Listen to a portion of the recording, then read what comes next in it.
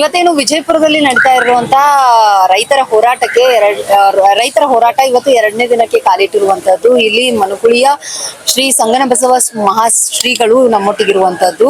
ಅವರು 2ನೇ ದಿನಕ್ಕೆ ರೈತರ ಹೋರಾಟಕ್ಕೆ ನಿನ್ನೆನೂ ಕೂಡ ಅವರು ರೈತರ ಹೋರಾಟದಲ್ಲಿ ಭಾಗಿಯಾಗಿರುವಂತದ್ದು. ಇವತ್ತು ಕೂಡ ಅವರು ರೈತರಿಗೆ ಬೆಂಬಲಿಸಿರುವಂತದ್ದು.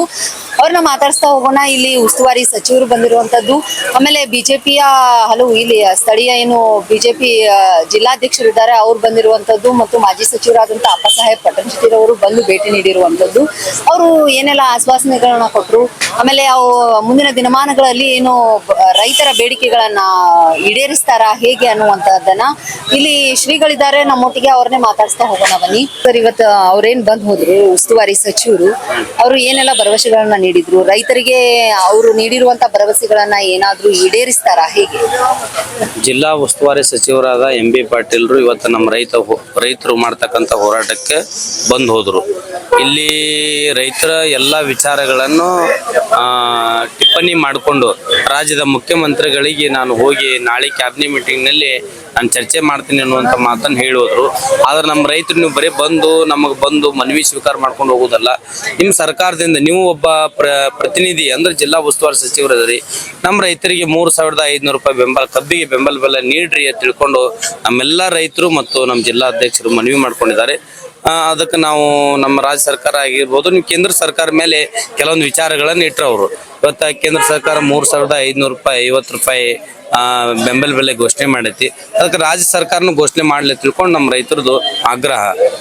ಮತ್ತು ನಮ್ಮ ಕೆಲವೊಂದು ರೈತರು ಪ್ರಶ್ನೆ ಮಾಡಿದ್ರು, ಇದೇ ಜಿಲ್ಲೆಯ ಸಚಿವರಾದ ಅದು ಸಕ್ಕರೆ ಸಚಿವರು ಶಿವಾನಂದ ಪಾಟೀಲ್ರು, ಅದು ವಿಶೇಷವಾಗಿ ವಿಜಯಪುರ ಜಿಲ್ಲೆ ಬಗ್ಗೆ ಆಗಿರ್ಬೋದು, ಇಲ್ಲೇ ಇದ್ದು ಈ ಹೋರಾಟಕ್ಕೆ ಬರ್ತಾ ಇಲ್ಲ ಅನ್ನೋದು ಬಹಳಷ್ಟು ನೋವಿನ ಸಂಗತಿ ಆಗೈತೆ. ಅದಕ್ಕೆ ನಮ್ಮ ಶಿವಾನಂದ ಪಾಟೀಲ್ರು ಸಕ್ಕರೆ ಸಚಿವರು ಇರುವುದರಿಂದ ರೈತರ ಹೋರಾಟಕ್ಕೆ ಇವತ್ತ ಬೆಳಗಾವಿ ಆಗಿರ್ಬೋದು, ಬಾಗಲಕೋಟೆ ಆಗಿರ್ಬೋದು, ವಿಜಯಪುರ ಆಗಿರ್ಬೋದು ರೈತರು ಹೋರಾಟ ಮಾಡ್ತಾ ಇದ್ದಾರೆ. ಈ ದೇಶದ ಬೆನ್ನೆಲುಬು ರೈತರು. ಇವತ್ತು ಬಹಳಷ್ಟು ಜನ ರಾಜಕೀಯ ವ್ಯಕ್ತಿಗಳು ರೈತರ ಹೆಸರಿನಲ್ಲಿ ಪ್ರಮಾಣ ವಚನ ಸ್ವೀಕಾರ ಮಾಡ್ತಾರ. ಅದಕ್ಕೆ ರೈತರ ನೋವುಗಳನ್ನು, ರೈತರ ಕಣ್ಣೀರವನ್ನು ವರ್ಷುವಂತ ಶಕ್ತಿ ನಿಮ್ಮ ಹತ್ರ ಇದೆ. ಅದಕ್ಕೆ ಸಚಿವರು ಇಮಿಡಿಯೇಟ್ಲಿ ಇವತ್ತು ರೈತರು ಮಾಡ್ತಕ್ಕಂಥ ಹೋರಾಟಕ್ಕೆ ಅಲ್ಲಿ ಅವರ ವಿಚಾರಧಾರೆಗಳನ್ನು ತಿಳ್ಕೊಂಡು ಅವ್ರ ಮನವಿಯನ್ನು ಸ್ವೀಕಾರ ಮಾಡ್ಕೋಬೇಕಂತ ತಿಳ್ಕೊಂಡು ನಿಮ್ಗೆ ಸಲಹೆ ಕೊಡಕ್ಕೆ ನಾನು ಇಚ್ಛೆ ಪಡ್ತಾ ಇದ್ದೇನೆ. ಇವತ್ತು ಉಸ್ತುವಾರಿ ಸಚಿವರು ನೀಡಿರುವಂತ ಏನು ಭರವಸೆಗಳಿದಾವೆ ಸರ್, ಆ ಭರವಸೆಗಳಿಗೆ ಏನಾದ್ರೂ ರೈತರು ಈ ಹೋರಾಟವನ್ನ ಹಿಂಪಡಿತಾರ ಹೇಗೆ ಅನ್ನುವಂಥದ್ದು, ಏನು ಮುಂದುವರಿಸ್ತಾರ? ಅವರು ತಮ್ಮ ನಿಲುವುಗಳನ್ನು ಹೇಳಿದ್ರು. ನಾವು ಇದನ್ನ ಹಿಂಪಡೆಯೋಕ ಈ ಹೋರಾಟವನ್ನು ಮಾಡ್ತಾ ಇಲ್ಲ, ನಮ್ಗೊಂದು ನ್ಯಾಯ ಸಿಗಬೇಕಲ್ಲ. ಇವತ್ತ ರೈತ ಹಲವಾರು ಬೆಳೆಗಳನ್ನು ಬೆಳಿತಾರ, ನೀವೆಲ್ಲ ನೋಡಿದ್ರಿ. ಉಳ್ಳಾಗಡ್ಡಿಗೆ ಬೆಲೆ ಇಲ್ಲ, ಮತ್ತು ಹಿಂಗಾದ್ರೆ ರೈತರ ಪರಿಸ್ಥಿತಿ ಹೆಂಗಾಕತಿ?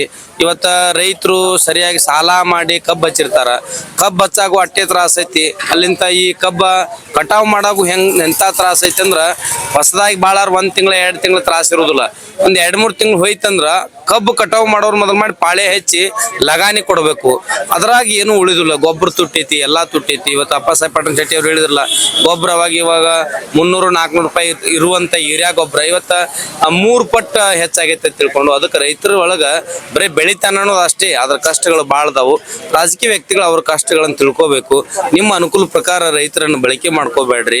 ನೀವು ಓಟ್ ಬೇಕಾದಾಗ ರೈತರ ಹತ್ರ ಬರ್ತೀರಿ, ಗ್ರಾಮಗಳಿಗೆ ಬರ್ತೀರಿ, ಅವೆಲ್ಲ ಬಿಡ್ರಿ. ರೈತ ಕಷ್ಟದಾಗ ಅದಾರ ಅಂದ್ರೆ ನಿಮ್ಮ ಎಲ್ಲಾ ಕೆಲಸಗಳನ್ನು ಬದಿಗೊಟ್ಟಿ ರೈತರ ಹೋರಾಟಕ್ಕೆ ನೀವು ಬಂದು ಅವರ ಮನವಿಯನ್ನು ಸ್ವೀಕಾರ ಮಾಡ್ರಿ ತಿಳ್ಕೊಂಡು ಹೇಳಕ್ ಇಚ್ಛೆ ಪಡ್ತೀನಿ ನಾನು. ಇವತ್ತು 2ನೇ ದಿನಕ್ಕೆ ರೈತರ ಹೋರಾಟ ಕಾಲಿಟ್ಟಿರುವಂತದ್ದು ಸಕ್ಕರೆ ಸಚಿವರು ಇವತ್ತು ನಮ್ಮ ಜಿಲ್ಲೆಯ ಶಿವಾನಂದ ಪಾಟೀಲ್ ರವರೇ ಇರುವಂತದ್ದು ಸರ್. ಆದ್ರೆ ಅವರು ಇದುವರೆಗೂ ಅಂದ್ರೆ ಉಸ್ತುವಾರಿ ಸಚಿವರು ಬಂದು ಇವತ್ತು ಭೇಟಿ ಕೊಟ್ಟರು, ಅಂದ್ರೆ ಸಕ್ಕರೆ ಸಚಿವರು ಏನಾದ್ರೂ ಬರುವ ಇದನ್ನಿದೇನಾ ಹೇಗೆ? ಅಲ್ಲ, ಅವರು ಇಲ್ಲಿ ಹೋರಾಟಕ್ಕೆ ಬರ್ತಾರ ಅನ್ನೋದು ನನಗಷ್ಟು ಮಾಹಿತಿ ಇಲ್ಲ. ಆದ್ರೆ ನಮ್ಮ ಜಿಲ್ಲೆಯ ಸಚಿವರದಾರ, ಅವ್ರು ಹೆಚ್ಚಿಗೆ ಬಾಗಲಕೋಟೆ ಮತ್ತು ಬಾಗಲಕೋಟೆ ಮತ್ತು ಬೆಳಗಾವಿಗೆ ಹೋಗಕ್ಕಿಂತ ಮೊದಲ ವಿಜಯಪುರದಲ್ಲಿ ಮಾಡ್ತಕ್ಕಂಥ ರೈತರ ಹೋರಾಟಕ್ಕೆ ಮೊದಲು ಬಂದು ಇಲ್ಲಿ ರೈತರು ಏನು ಮನವಿ ಕೊಡ್ತಾರ ಅದನ್ನ ಸ್ವೀಕಾರ ಮಾಡಿ ತಮ್ಮ ಅಭಿಪ್ರಾಯಗಳನ್ನು ವ್ಯಕ್ತಪಡಿಸಿ ಮತ್ತೊಂದು ಕಡೆ ಹೋಗ್ಬೇಕು. ಯಾಕಂದ್ರ ರೈತರು ಏನು ಅಭಿಪ್ರಾಯ, ನಮ್ಮ ಜಿಲ್ಲೆಯ ಸಚಿವರದಾರ ನಮ್ಮ ರೈತರ ಪರವಾಗಿ ಮಾತಾಡ್ತಾ ಇಲ್ಲ ಅನ್ನೋದು ಬಹಳ ನೋವು ಐತಿ. ಅದಕ್ಕೆ ಹೇಗೆ MB ಪಾಟೀಲ್ರು ಸರ್ಕಾರದಿಂದ ಏನು ಮುಖ್ಯಮಂತ್ರಿಗಳ ಅವರು ಸೂಚನೆ ಮಾಡ್ಯಾರ, ಏನು ಜಿಲ್ಲಾ ಉಸ್ತುವಾರಿ ಸಚಿವರು ಅದಾರ ಅವ್ರು ಬಂದಾರಲ್ಲ, ಹಂಗೆ ನೀವು ಬರಲಿ, ಅದು ಸಕ್ಕರೆ ಸಚಿವರು ಇರುವುದರಿಂದ ನೀವು ಬರಲಿ ಅನ್ನೋದು ರೈತರ ಅಪೇಕ್ಷೆ ಐತಿ. ನೀವು ಇಲ್ಲಿ ಬಂದು ಅವ್ರ ರೈತರ ವಿಚಾರಗಳನ್ನ ತಿಳ್ಕೊಂಡು ಹೋಗ್ರಿ, ತಿಳ್ಕೊಂಡು ನಾನು ಅವರಿಗೆ ಕಿವಿ ಮಾತನ್ನು ಹೇಳಕ್ ಇಚ್ಛೆ ಪಡ್ತೇನೆ. ಇನ್ನೋರ್ವ ರೈತ ಮುಖಂಡರು ನಮ್ಮೊಟ್ಟಿಗಿರುವಂತದ್ದು, ಅವ್ರನ್ನು ಮಾತಾಡಿಸ್ತಾ ಹೋಗೋಣ ಬನ್ನಿ. ಸರ್, ಇವತ್ತು ಉಸ್ತುವಾರಿ ಸಚಿವರು ಇಲ್ಲಿ ಭೇಟಿ ನೀಡಿರುವಂತದ್ದು, ಏನೆಲ್ಲ ಭರವಸೆಗಳನ್ನ ನೀಡಿದ್ರು? ಏನಿಲ್ಲ ಮೇಡಮ್, ಇವತ್ತ ವಿಜಯಪುರ ಜಿಲ್ಲೆಯಲ್ಲಿ ನಾವೇನು ಕಬ್ಬು ಬೆಳೆಗಾರರ ವತಿಯಿಂದ ಕರ್ನಾಟಕ ರಾಜ್ಯ ರೈತ ಸಂಘ ಹಸಿರು ಸೇನೆಯ ನೇತೃತ್ವದಲ್ಲಿ ಒಂದು ಹೋರಾಟ ನಂಬಿಕೊಂಡಿದ್ದೆವು. ಇದಕ್ಕೆ ಈಗಾಗಲೇ ವಿಜಯಪುರ ಜಿಲ್ಲೆ ಎಲ್ಲ ಪ್ರಗತಿಪರ ಸಂಘಟನೆಯವರು, ಎಲ್ಲ ರೈತ ಸಂಘಗಳ ಒಕ್ಕೂಟದ ವತಿಯಿಂದ ಈ ಒಂದು ಹೋರಾಟವನ್ನ ಮಾಡ್ಲಾಕತ್ತಿದ್ದೆವು. ಆ ನಿಟ್ಟಿನೊಳಗೆ ಇವತ್ತಿನ ದಿನ ಜಿಲ್ಲಾ ಉಸ್ತುವಾರಿ ಸಚಿವರಂತ MB ಪಾಟೀಲ್ರು ಹೋರಾಟದ ಸ್ಥಳಕ್ಕೆ ಬಂದಿದ್ರು. ಬಂದು ನಮ್ಮ ಕಬ್ಬು ಬೆಳೆಗಾರರ ಹಲವಾರು ಸಮಸ್ಯೆಗಳನ್ನ ಕುರಿತು ನಮ್ಮ ಬಯಲಿನ ಕೇಳ್ಕೊಂಡ್ರು. ಏನೇನದಾವ ನಿಮ್ಮ ಸಮಸ್ಯೆ, ಏನದಾವ ನಿಮ್ಮ ಬೇಡಿಕೆಗಳು ಏನದಾವ ಅಂತ ಕೇಳಿದ್ರು. ನಮ್ಮ ಪ್ರತಿ ಟನ್ ಕಬ್ಬಿಗೆ 3,500 ರೂಪಾಯಿ ಕೊಡ್ರಿ, FRP ಅದನ್ನ ಒಪ್ಪಂಗಿಲ್ಲ, ಅದು ಕೇಂದ್ರ ಸರ್ಕಾರದ ಮೇಲೆ ಅದ, ಹಂಗ ಹಿಂಗ ಅಧ್ಯಕ್ಷದಿಂದ ಎಲ್ಲ ಡಿಸ್ಕಷನ್ ಆಯ್ತು. ಒಟ್ಟಾರೆಯಾಗಿ ಅವ್ರೇನಂತಾರ, ರಾಜ್ಯ ಸರ್ಕಾರ ಕೇಂದ್ರ ಸರ್ಕಾರದ ಮೇಲೆ ಹಾಕ್ಲಕತ್ತಾರ, ಕೇಂದ್ರ ಸರ್ಕಾರ ರಾಜ್ಯ ಸರ್ಕಾರದ ಮೇಲೆ ಹಾಕಿ ನಮ್ಮ ರೈತರನ್ನ ಬೀದಿಗೆ ಬೀಳಿಸುವಂತದ್ದು ಒಂದು ವ್ಯವಸ್ಥೆ ಮಾಡ್ಲಕತ್ತಾರ. ಅದಕ್ಕೆ ನಾನು MB ಪಾಟೀಲ್ರಲ್ಲಿ ಮನವಿಯಿಂದ ಏನ್ ಹೇಳ್ತೀನಪ್ಪ ಅಂತಂದ್ರೆ, ಆದಷ್ಟು ಬೇಗನೆ ಅಂದ್ರೆ ನಾಳೆ ಬೆಂಗಳೂರಿನಲ್ಲಿ ನಡೆಯುವಂತ ಕ್ಯಾಬಿನೆಟ್ ಸಭೆಯಲ್ಲಿ ಇದಕ್ಕೊಂದು ಇತ್ಯರ್ಥ ಕಾಣಬೇಕು. ಇಲ್ಲಪ್ಪ ಅಂತಂದ್ರೆ ನಾಳೆ ಬರ್ತಕ್ಕಂಥ 7ನೇ ತಾರೀಕಿಂದಂದು ಇಡೀ ರಾಜ್ಯದ ಎಲ್ಲ ರಾಷ್ಟ್ರೀಯ ಹೆದ್ದಾರಿಗಳನ್ನು ಬಂದ್ ಮಾಡ್ಲಕ್ಕೆ ಈಗಾಗಲೇ ನಮ್ಮ ಅಧ್ಯಕ್ಷರಾದಂತಹ ಚುನಪ್ಪ ಪೂಜಾರಿ ನೇತೃತ್ವದಲ್ಲಿ ಕರೆ ಕೊಡ್ಲಾಗ್ಯದ. ಇದಕ್ಕೆ ಮುಂದೆ ಏನಾದ್ರೂ ಕೂಡ ಬೆಳಗಾವಿಯಲ್ಲಿ ಪ್ರಾರಂಭ ಆದಂತ ಹೋರಾಟ ಈಗಾಗಲೇ ಎಲ್ಲ ಜಿಲ್ಲೆಗಳಲ್ಲಿ, ಎಲ್ಲ ತಾಲೂಕುಗಳಲ್ಲಿ, ಪ್ರಮುಖ ಹೆದ್ದಾರಿಗಳಲ್ಲಿ ನಡೀತಾ ಇದೆ. ಇದು ಹಿಂಗೆ ಆಯ್ತಪ್ಪ ಅಂತಂದ್ರೆ ಮುಂದಿನ ದಿನ ದೊಡ್ಡ ಮಟ್ಟದ ರೈತ ಕ್ರಾಂತಿ ಆಗ್ತದ. ಅದಕ್ಕೆ ನೇರ ಹೊಣೆಗಾರ ರಾಜ್ಯ ಸರ್ಕಾರ ಆಗ್ತದೆ ಅಂತ ಹೇಳಿ ಸಂದರ್ಭದಲ್ಲಿ ಎಚ್ಚರನ್ನು ಕೂಡ ನೀಡಿದೆವು ನಾವು.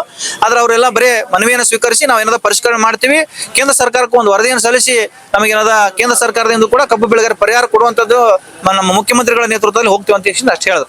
ಒಟ್ಟಾರೆ ಯಾವುದೇ ಭರವಸೆ ನೀಡಿಲ್ಲ, ನಾಳೆ ಏನಾದ್ರು ಡಿಸ್ಕಸ್ ಮಾಡಿ ಹೇಳ್ತೀವಿ ಅಂತ ಹೇಳ್ಯಾರು. ಅದಕ್ಕೆ ನಮ್ಮ ಹೋರಾಟ ಯಾವುದೇ ಕಾರಣಕ್ಕೂ ನಾವು ಹಿಂಪಡೆಯಂಗಿಲ್ಲ, ನಮ್ಮ ಎಲ್ಲ ಬೇಡಿಕೆಗಳು ಈಡೇರಿಕೆವರೆಗೂ ಈ ಹೋರಾಟ ಮುಂದುವರಿತದೆ ಅಂತ ಹೇಳಿ ಸಂದರ್ಭದಲ್ಲಿ ಹೇಳ್ತೀವಿ. ಆಮೇಲೆ ಸಕ್ಕರೆ ಸಚಿವರು ಇಲ್ಲೇ ನಮ್ಮ ವಿಜಯಪುರ ಜಿಲ್ಲೆಯವರೇ ಇರುವುದು.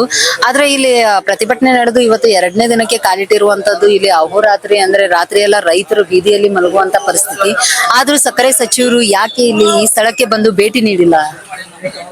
ಅವ್ರಿಗೆ ಯಾಕಂದ್ರೆ ರೈತರ ಬಗ್ಗೆ ಕಾಳಜಿ ಇರ್ಲಕ್ಕಿಲ್ಲ, ಅಥವಾ ಸಮಯ ಇರ್ಲಕ್ಕಿಲ್ಲ, ಅಥವಾ ಕಬ್ಬು ಬೆಳೆಗಾರರಿಗೆ ಕಾರ್ಖಾನೆ ಪರವಾಗಿ ಅವ್ರು ಏನಾದ್ರು ಕೆಲಸ ಮಾಡಕತ್ತಾರ ಅನ್ನೋದು ಒಂದು ಸಂಶಯ ಬರ್ತದ. ಯಾಕಂತಂದ್ರ ವಿಜಯಪುರ ಜಿಲ್ಲೆಯಲ್ಲಿ ಸುಮಾರು 4 ಲಕ್ಷ ಎಕರೆ ಕಬ್ಬು ಅದಾವ. ಇದನ್ನೇ ನಂಬ್ಕೊಂಡಂತ ಸಾವಿರಾರು ಕುಟುಂಬಗಳಿದಾವ. ಇನ್ನು ಇಡೀ ರಾಜ್ಯದಾಗ ನೋಡಿದ್ರೆ 80 ಸಕ್ಕರೆ ಕಾರ್ಖಾನೆಗಳು, ಅದರಲ್ಲಿ ಬಹುತೇಕ 10 ಸಕ್ಕರೆ ಬಿಜಾಪುರದಾಗ ಅದಾವ, 28 ಬೆಳಗಾವಿ ಮತ್ತು 16 ಬಾಗಲಕೋಟದಲ್ಲಿ ಅದಾವ. ಒಟ್ಟಾರೆ 54 ಸಕ್ಕರೆ ಕಾರ್ಖಾನೆಗಳು ಈ ಭಾಗದಾಗೆ ಇರೋದ್ರಿಂದ, ಆಮೇಲೆ ಎಲ್ಲಾ ಸಕ್ಕರೆ ಕಾರ್ಖಾನೆಗಳು ರಾಜಕಾರಣಿಗಳಿರೋದ್ರಿಂದ ಅವ್ರು ಯಾವ್ದು ಕೂಡ ಪೆಟ್ಟಿ ಬಿಚ್ಚೋದಾಗಲ್ಲ, ರೈತರ ಪರವಾಗಿ ಯಾವುದೇ ಒಂದು ಧ್ವನಿ ಎತ್ತಕ್ಕಲ್ಲ. ಒಟ್ಟಾರೆಯಾಗಿ ಕಾರ್ಖಾನೆಯ ಪರವಾಗಿ ಅದಾರ ಅನ್ನೋದು ಒಂದು ಸಂಶಯ ಬರ್ಲಾಗತ್ತದ. ಆದಷ್ಟು ಬೇಗನೆ ನಮ್ಮ ಸಕ್ಕರೆ ಸಚಿವರು ಕೂಡ ಇದಕ್ಕೊಂದು ನಿರ್ಣಯ ತಗೊಂಡು ಆದಷ್ಟು ಬೇಗನೆ ನಮ್ಮ ಬೇಡಿಕೆ ಈಡೇರಿಸಬೇಕು. ಇಲ್ಲಾಂದ್ರೆ ನಾಳೆ ಬರ್ತಕ್ಕಂಥ 7ನೇ ತಾರೀಕಿಗೆ ನಾವೆಲ್ಲ ದೊಡ್ಡ ಮಟ್ಟದ ಒಂದು ಹೋರಾಟ ಮಾಡ್ತೀವಿ ಅಂತ ಹೇಳಿ ಈ ಸಂದರ್ಭ ಅವ್ರಿಗೂ ಕೂಡ ನಾವು ಎಚ್ಚರ ವಹಿಸ್ತಾ ಇದ್ದೀವಿ. ಉಸ್ತುವಾರಿ ಸಚಿವರು, ಇದು ಕಾಂಗ್ರೆಸ್ನ ಜಿಲ್ಲಾ ಉಸ್ತುವಾರಿ ಸಚಿವರಾಗಿರುವಂತಹ MB ಪಾಟೀಲ್ ರವರು ಸ್ಥಳಕ್ಕೆ ಭೇಟಿ ನೀಡಿರುವಂತದ್ದು. ಅದೇ ರೀತಿ ಬಿಜೆಪಿಯ ಜಿಲ್ಲಾ ಅಧ್ಯಕ್ಷರು ಅಂಗಡಿರವರು ಭೇಟಿ ನೀಡಿರುವಂತದ್ದು. ಮಾಜಿ ಸಚಿವ ಅಪ್ಪಸಾಹೇಬ್ ಪಟ್ಟಣಶೆಟ್ಟಿರವರು ಭೇಟಿ ನೀಡಿರುವಂತದ್ದು. ಯಾವೆಲ್ಲ ಆಶ್ವಾಸನೆಗಳನ್ನ ಕೊಟ್ಟರು ಅಂದ್ರೆ, ಇವತ್ತು ಕಾಂಗ್ರೆಸ್ ಸರ್ಕಾರ ಆಗಿರ್ಬೋದು, ಬಿಜೆಪಿ ಸರ್ಕಾರ ಎರಡೂ ಇಲ್ಲಿ ಒಟ್ಟಿಗೆ ಒಂದೇ ವೇದಿಕೆಯಲ್ಲಿ ಇಲ್ಲಿ ಇರುವಂತದ್ದು. ಇದ್ರೂ ಕೂಡ ಯಾವ ಭರವಸೆಗಳನ್ನ ರೈತರಿಗೆ ನೀಡಿ ಹೋಗಿರುವಂತದ್ದು. ಇವತ್ತು ನೋಡ್ರಿ, ಯಾರೇ ಬರ್ಲಿ, ಉಸ್ತುವಾರಿ ಸಚಿವರೇ ಬರಲಿ, ಬಿಜೆಪಿ ಅಧ್ಯಕ್ಷರೇ ಬರಲಿ, ಯಾರೇ ಬರಲಿ, ಬಂದವ್ರು ಫಸ್ಟ್ ರೈತರ ಏನ ಮನವಿ ಅದ, ಏನ್ ಅವ್ರ ಬೇಡಿಕೆ ಅದ, ಕುಲಂಕುಷವಾಗಿ ತಾಳ್ಮೆಯಿಂದ ಒಂದು 10-15 ನಿಮಿಷ ಕೂತು ಕೇಳ್ಬೇಕದನ್ನ.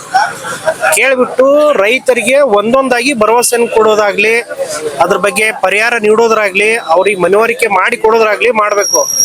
ಈಗ ಏನಾಗ್ಬಿಡ್ತೈತಿ, ಯಾರು ಬರೋದು ಯಾರಿಗೆ ಟೈಮ್ ಇಲ್ಲ. ಈಗ ಹೋರಾಟ ಮಾಡಕತ್ತಾರಪ್ಪ ಅಂದ್ರೆ ರೈತರು ಎಲ್ಲ ಅವ್ರ ಕೆಲಸಗಳನ್ನ ಬದಿಗೊತ್ತು ಬಂದು ಇಲ್ಲಿ ಕೂತಿರ್ತಾರ. ಅವ್ರಿಗೆ 108 ಕೆಲಸ ಇರ್ತಾವ, ಅವ್ರವ್ರ ಕೆಲಸ ಅವ್ರಿಗೆ ದೊಡ್ಡದು.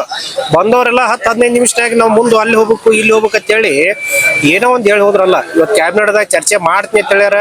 ರೈತರವ್ರಿಗೆಲ್ಲ ಸಂಪೂರ್ಣವಾಗಿ ಆಗ್ತಾರ, ಏನ್ ಮಾಡಿದ್ರೆ ಹೆಂಗ್ ಆಗ್ತದ ಎಲ್ಲ ಅವ್ರಿಗೆ ಮನವರಿಕೆ ಮಾಡಿ ಕೊಟ್ಟಾರ. ಈಗ ನಮ್ಮ ಜಿಲ್ಲಾ ಉಸ್ತುವಾರಿಗಳು ಇದನ್ನ ಸಂಪೂರ್ಣ ಗಣನೆಗೆ ತೆಗೆದುಕೊಂಡು ನಮ್ಮ ಭಾಗದ ರೈತರು, ರಾಜ್ಯದ ಪ್ರತಿ ಭಾಗದ ರೈತರಿಗೂ ಒಂದೇ ನ್ಯಾಯ ಇರಬೇಕು. ಇವತ್ತು ಬಾಗಲಕೋಟೆ ಜಿಲ್ಲೆಯಲ್ಲಿ ಆಗೋದು ಬೇರೆ ಬೇಡ, ಬೆಳಗಾವಿ ಜಿಲ್ಲೆಯಲ್ಲಿ ಆಗೋದು ಬೇಡ. ಏನೇ ಮಾಡಿದ್ರು ಒಂದೇ ರೇಟ್ ಆಗ್ಬೇಕು. 3,500 ರೂಪಾಯಿ ಪ್ರತಿ ಟನ್ ಕೊಡ್ಲೇಬೇಕು. ರೈತರ ಬೇಡಿಕೆಯನ್ನು ಈಡೇರಿಸಬೇಕು. ರೈತರಿಂದನೇ ಸರ್ಕಾರದಿಂದ ರೈತರಲ್ಲ. ಇವರೆಲ್ಲರೇ ಈ ಸದ್ ಅಧಿಕಾರದ ತಿಳಿಕೆ ಏನ್ರ ಒಂದು ಹೇಳ್ಕೊಂಡ ಕೇಂದ್ರ ಸರ್ಕಾರದವ್ರು ರಾಜ್ಯ ಸರ್ಕಾರದ ಕಡೆ ಮಾಡ್ಕೊಂಡು ಹೊಂಟ್ರಪ್ಪ ಅಂದ್ರ ಇದು ಪರಿಹಾರ ಅಲ್ಲ. ನಾವ್ ಹೇಳೋದು ಇಷ್ಟೇ, ಅವ್ರಿಗೆ ನಿಮ್ ಕೈಯಾಗ ಅಧಿಕಾರ ಇದ್ದೀಗ, ಮನೆ ಜಿಲ್ಲಾಧಿಕಾರಿಗಳು ಇದ್ರು, ನಿಮ್ಮ ಅಧಿಕಾರ ಸರಿಯಾಗಿ ಉಪಯೋಗ ಮಾಡ್ಕೋರಿ. ನೀವು ಏನ್ ಮಾಡಬಹುದು, ಫ್ಯಾಕ್ಟ್ರಿ ಅವ್ರಿಗೆ ನೀವು ಏನ್ ಹೇಳ್ಬಹುದು ಅದನ್ನ ನೀವು ಮನಗಂಡು ನಿಮ್ಮ ಕೈಲೇ ಆದಂತಹದ್ದು ಆದಷ್ಟು ಬೇಗನೆ ಈಡೇರಿಸ್ಬೇಕಂತೇಳಿ ನಮ್ಮ ಕಡೆಯಿಂದ ಒತ್ತಾಯ ಐತಿ. ನೋಡಿದ್ರಲ್ಲ ವೀಕ್ಷಕರೇ, ಇಲ್ಲಿಯ ರೈತ ಮುಖಂಡರಾಗಿರ್ಬೋದು, ರೈತರಾಗಿರ್ಬೋದು, ಹಲವು ಸಂಘಟನೆಯ ಮುಖಂಡರಾಗಿರ್ಬೋದು ಹೇಳಿರುವಂತಹದ್ದು, ಮತ್ತು ಶ್ರೀಗಳು ಮನಗುಳಿಯ ಸಂಗನ ಬಸವ ಶ್ರೀಗಳು ಹೇಳಿರುವಂತಹದ್ದು, ಇವತ್ತು ರಾಜಕೀಯ ವ್ಯಕ್ತಿಗಳನ್ನ ಇದನ್ನ ರೈತರ ಬಾಳಿನಲ್ಲಿ ರಾಜಕೀಯ ಮಾಡದೆ, ಯಾವುದೇ ಇದನ್ನ ಮಾಡದೆ, ಅವರ ಕೊರತೆಗಳೇನಿದಾವೆ, ಅವರ ಬೇಡಿಕೆಗಳೇನಿದಾವೆ ಅವ್ರನ್ನ ಈಡೇರಿಸಬೇಕು. ಇವತ್ತು ರಾಜ್ಯ ಸರ್ಕಾರದವರು ಕೇಂದ್ರ ಸರ್ಕಾರದ ಮೇಲೆ, ಕೇಂದ್ರ ಸರ್ಕಾರದವರು ರಾಜ್ಯ ಸರ್ಕಾರದ ಮೇಲೆ ಹಾಕುತ್ತಾ ಇವತ್ತು ರೈತರನ್ನ ಮೂಲೆ ಗುಂಪು ಮಾಡುವಂತ ಕಾರ್ಯ ನಡೀತಾ ಇದೆ ಅನ್ನುವಂಥದ್ದು. ಇವತ್ತು ನಮಗೆ 3,500 ರೂಪಾಯಿ ಬೆಲೆ ನಿಗದಿ ಆಗ್ಲೇಬೇಕು.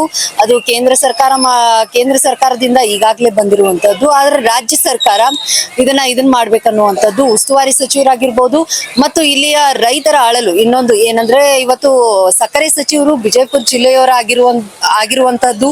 ಅವರು 2ನೇ ದಿನಕ್ಕೆ ಇವತ್ತು ರೈತರು ಅಹೋರಾತ್ರಿ ಧರಣಿ ಮಾಡಿ 2ನೇ ದಿನಕ್ಕೆ ಇದು ಹೋರಾಟ ಕಾಲಿಟ್ಟಿರುವಂತದ್ದು. ಆದ್ರೂ ಇಲ್ಲಿ ಸಕ್ಕರೆ ಸಚಿವರು ಭೇಟಿ ನೀಡದೇ ಇರುವಂತದ್ದು ದುರಾದೃಷ್ಟಕರ ಸಂಗತಿ.